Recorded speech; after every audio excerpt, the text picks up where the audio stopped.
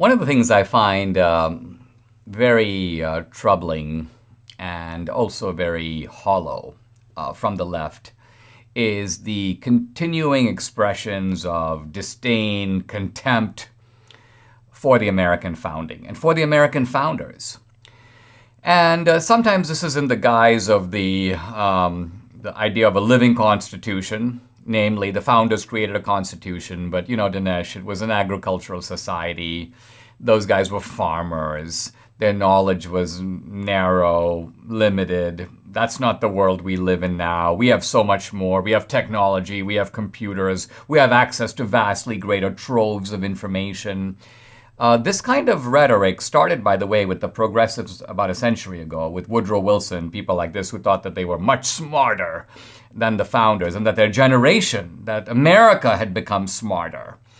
And we find this rhetoric with us even now, that we have to somehow transcend the founders, not just that they were bigots, but they were bigots because their whole minds and the minds of their age were narrow and were shaped by a narrow set of practices, including slavery. Now, the great political scientist and scholar Forrest McDonald, I recommend to you his book, which I've read more than once. I have it here with me. It's called Novus Ordo Seclorum, a wonderful book that recreates it doesn't just talk about the ideas of the founding, but recreates the world of the founding and the intellectual world of the founding. And McDonald gave the Jefferson Lecture for the Humanities in 1987.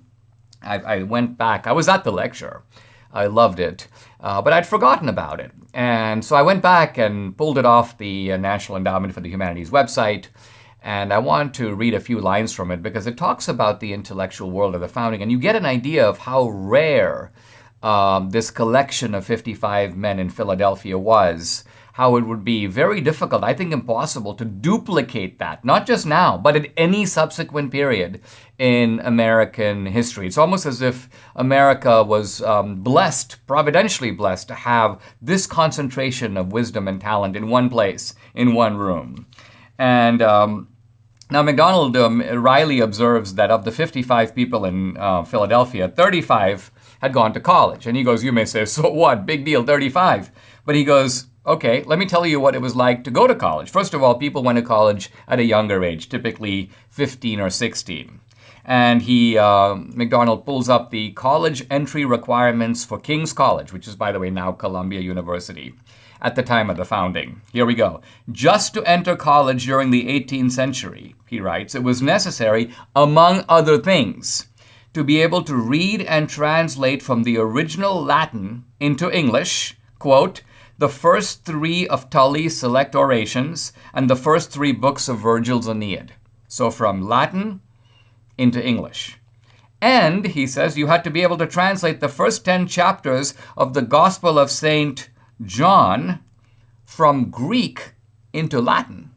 From Greek into Latin. In addition, you have to be, quote, expert in arithmetic and to have, quote, a blameless moral character.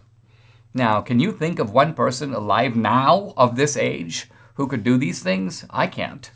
I've never met anyone who could. And then, says McDonald, it would have been easy in America, he says, in 1787, to have not one, but possibly 5, he goes 5, possibly 10 constitutional conventions with men of similar capability. Wow. He says, first of all, just let's look at some of the people who are not at the Philadelphia Convention. Jefferson wasn't there. Neither was John Adams. Neither was John Hancock, nor Noah Webster, nor Sam Adams, nor Benjamin Rush, nor John Jay, nor Fisher Ames. All those people were elsewhere. They could have formed, along with others, a convention of their own. So what McDonald is getting at is that this was America's sort of golden age. And he talks about the kind of things that Americans at that time read and talked about and knew. He goes, it was an age of newspapers. There were newspapers all over the place. And by the way, there were more newspapers in America than there were in France. And France was the most literate country in Europe. And ordinary people had a deep knowledge of what was going on in the world, not just in America. In fact, McDonald says that newspapers at that time didn't cover local news. Why? Because they assume, well, you live in Philadelphia. You obviously know what's going on in Philadelphia. Philadelphia then, by the way, was a small town. So the newspapers only covered what was going on in Madrid or Moscow or London or Paris or even Martinique or Jamaica. Now, the ordinary Americans were familiar with the classics. Their reading was widespread. Here's an example of kind of what you could count on. There was a newspaper publisher in 1786, Isaiah Thomas, and he had come across a literary controversy over Alexander Pope's translation of the Iliad. Now, Pope was, of course, a poet. He translates the Iliad. And Samuel Johnson, who didn't like the translation, said, "It is beautiful, sir, but is it Homer?" Meaning, is he actually accurately translated the Iliad? So this guy, Isaiah Thomas, goes, you know what?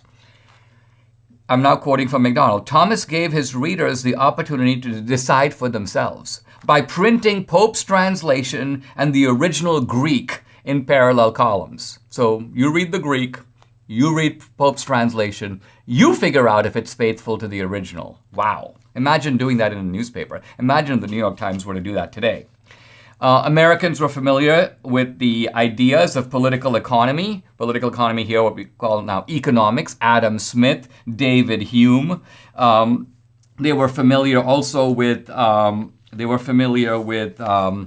the philosophical legacy. And if you look by and large, I mean, think about the Federalist Papers, which is the most perhaps the most famous American political tract written around the time of the Constitution, written, by the way, by Madison and Hamilton and John Jay. But they took the name Publius, which is a reference to the Roman Republic. And they expected that their readers would know who Publius is. And if you read the Federalist Papers, it's assigned these days in college.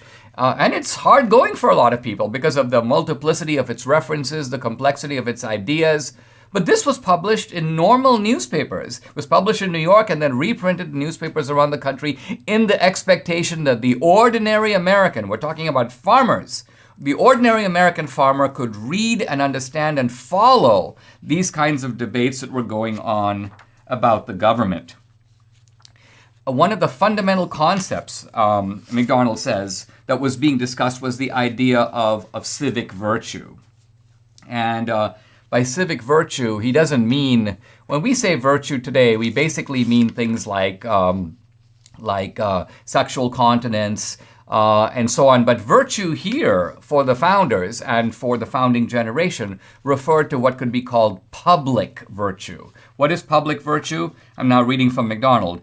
He goes, both public and virtue, meaning the words, derive from Latin roots signifying manhood. So while we focus these days on what you could almost call the feminine virtues, the masculine virtues are what? They are, quote, discipline, strength, courage, endurance, industry, frugality, and unremitting devotion to the community of virtuous men. So interestingly, this idea of public virtue is individualistic. You've got to improve your own moral character, but you also have to participate in, you can call it the community of virtue. You've got to participate in public activities designed to make society reach, if you will, its better self. So not just your better self, but your community's better self. So what we're talking about here is a founding milieu that is anchored in history.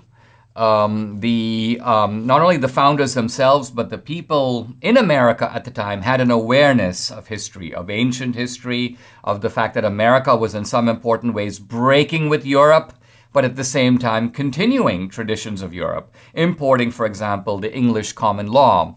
Many Americans, for example, were familiar with Blackstone's commentaries on the law. They were familiar with the political ideas of John Locke. The founders, for example, if there was a single philosopher that could be called the philosopher of the American founding, it was probably Locke. The founders also frequently quoted Tacitus, they quoted Aristotle. They didn't quote Plato so much, but they loved Plutarch. The writer who is Greek but living in the Roman Empire and writing about literary matters, historical matters, and government. Plutarch, I believe, had perhaps the biggest library of any educated Roman of his time. So this is the world of the founding. We shouldn't be too quick to believe, oh, we're smarter, we're not smarter. Oh, we know more, we don't know more. Oh, we have a better understanding of human nature, we don't have a better understanding of human nature. The founders, in a sense, created something permanent, a new order, as they called it, for the ages. That's the meaning of the title of MacDonald's book, The Novus Ordo Seclorum. And I think that America will be okay to the degree that we stick with this founding architecture. On the other hand, if we move away from it, if we start abandoning it, we do so, I think, at our peril.